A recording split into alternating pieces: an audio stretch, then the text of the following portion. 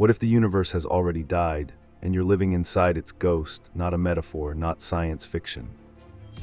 I mean literally right now, as you watch this, you might be surrounded by the faint echoes of a cosmos that collapsed billions of years before our own Big Bang ever happened. And the most respected mathematical physicist alive today says he has the numbers to prove it. Here's what's wild. For decades, we've been taught a clean, simple story.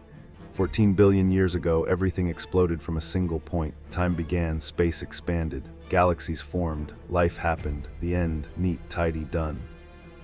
But the James Webb Space Telescope just looked deep into the early universe, and what it found has left scientists genuinely speechless.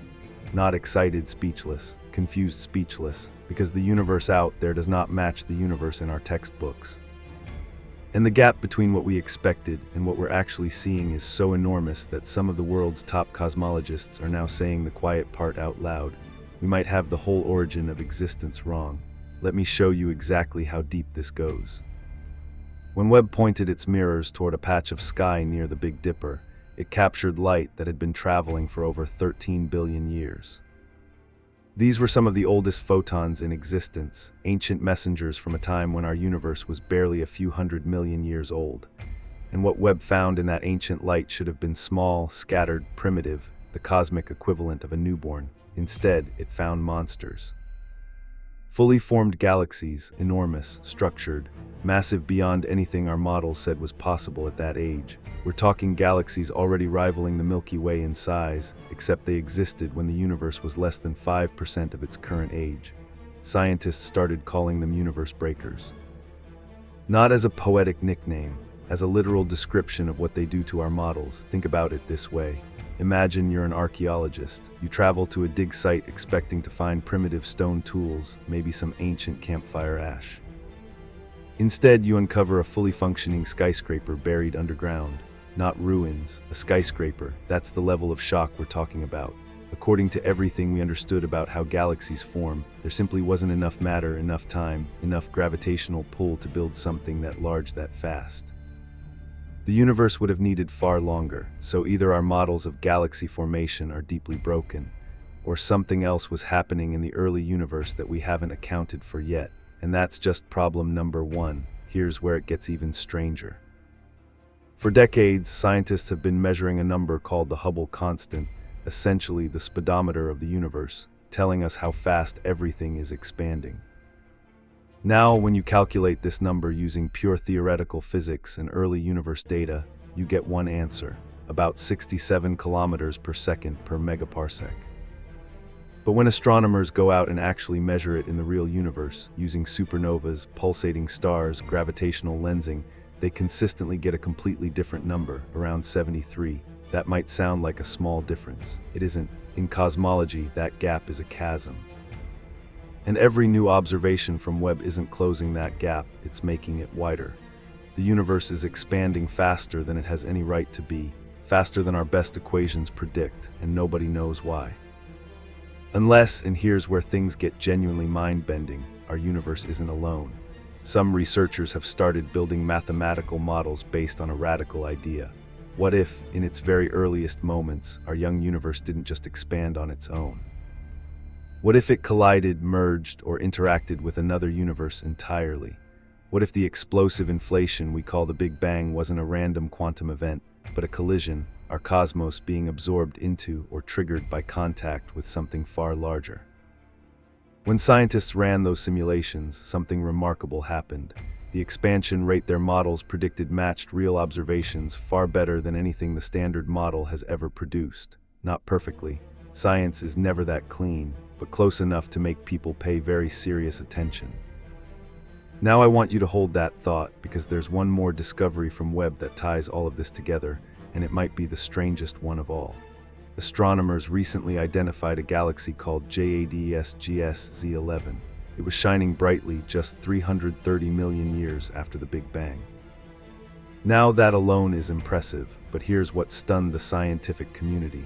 This galaxy was emitting enormous amounts of ultraviolet radiation, specifically a type called Lyman alpha radiation, which is a distinctive fingerprint of energized hydrogen. And according to our models, that radiation absolutely should not have been able to escape into space at that point in cosmic history. Why? Because the early universe was filled with a dense fog of neutral hydrogen gas. Light couldn't travel through it. Astronomers call this the cosmic dark ages, a period where the universe was essentially opaque. The fog wasn't supposed to clear until hundreds of millions of years later, and yet this galaxy had already carved out a bubble of clear ionized space stretching 650,000 light-years in every direction. It had punched a hole through the fog far earlier than anything we thought possible. The lead researcher at the University of Cambridge said publicly, and I'm paraphrasing here, that the result was entirely unexpected. His colleague put it even more bluntly: we shouldn't have found a galaxy like this at all. So what's going on? Either cosmic reionization, the process of the universe clearing its fog, started far earlier than we believe, or it happened dramatically faster, or both. And if either of those is true, our entire timeline of cosmic history needs to be rewritten. But there's one man who isn't surprised by any of this. In fact, he's been predicting it. Sir Roger Penrose, Nobel Prize winner in physics. The man who mathematically proved that black holes must exist back when most physicists thought they were fantasy. He spent years developing a theory called conformal cyclic cosmology, and his central claim is this: the Big Bang was not a beginning, it was a bounce. Here's how Penrose sees it: our universe expands. Eventually, over an almost incomprehensible timescale, all matter decays, protons dissolve, even black holes evaporate through a process called Hawking radiation, slowly bleeding energy back into the cosmos over trillions upon trillions of years. At the end of this process, the universe is left in a state with no mass, no meaningful difference between large and small scales, no sense of time. And in that strange, featureless state, it becomes geometrically identical to the conditions just before a Big Bang. So it happens again: a new universe is born from the ashes of the old one, not metaphorically, mathematically. The stretched out infinity of our dying universe becomes the compressed starting point of the next one, and this has happened before, and it will happen again, endlessly. But here's the part that should genuinely give you chills. Penrose believes he has already found physical evidence of the universe that came before ours, and it's hiding in plain sight. The cosmic microwave background, that faint radiation that fills the entire sky, the afterglow of our Big Bang still echoing across the universe, contains unusual circular patterns. Rings of slightly elevated temperature that stand out against the background noise.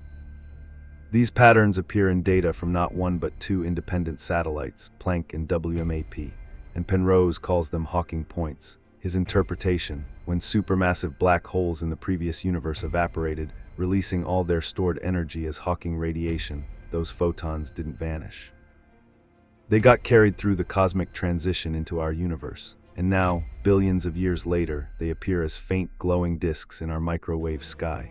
Cosmic tombstones of black holes that died before our universe was born. He estimates they'd appear roughly the size of a full moon. And the data shows exactly that. Now, is everyone convinced? No. Plenty of scientists think these circular patterns are statistical coincidences, noise that human pattern recognition is turning into meaning. That's fair, that's how science works. You find something strange, you debate it, you test it again. But Penrose makes a point worth sitting with. Black holes themselves were once considered mathematical nonsense, a theoretical quirk that couldn't possibly exist in physical reality. Today we have photographs of them. History has a long record of dismissing ideas that later turned out to be exactly right. And here's the bigger picture that all of these discoveries are pointing toward. What the James Webb Space Telescope is doing, whether it's finding universe breakers, exposing the Hubble tension, revealing galaxies that reionize the cosmos ahead of schedule, is systematically dismantling our confidence in the story we've been telling about existence. Not destroying physics, not proving that science is broken. Doing exactly what science is supposed to do, showing us the edges of our current understanding and forcing us to build something better. Every model we have is a map, and maps are useful until the territory proves them wrong. Right now, the territory is proving our map wrong in multiple places simultaneously, and that is genuinely exciting, because what comes next, whatever new framework cosmologists develop to explain what Webb keeps finding, it might be more beautiful, more strange, and more true than anything we've imagined before. Maybe the universe didn't begin, maybe it remembers. Maybe every galaxy, every star, every atom in your body carries within it some faint trace of a cosmos that rose and fell long before ours ever ignited. And maybe, just maybe, long after our universe grows cold and dark and quiet, what we are and what we made will echo forward into the next one. Before I go, I want to ask you something, and I genuinely want your answer in the comments. Does a cyclical universe bring you peace, or does it unsettle you? Because when I think about existence having no true beginning and no true end, just this endless rhythm of creation and collapse, I feel something I can't quite name. I want to know if you feel it too. If this kind of exploration is what you come here for, hitting that subscribe button means you'll never miss one of these journeys. And if today's video genuinely moved something in you, there's a super thanks button right below this video. Every single one of those goes directly into making these productions better, deeper, and more worth your time. Thank you for watching this all the way through. Seriously. In a world full of distractions, the fact that you stayed means everything. Now go look up at the sky tonight and remember you're not just under it, you're part of it.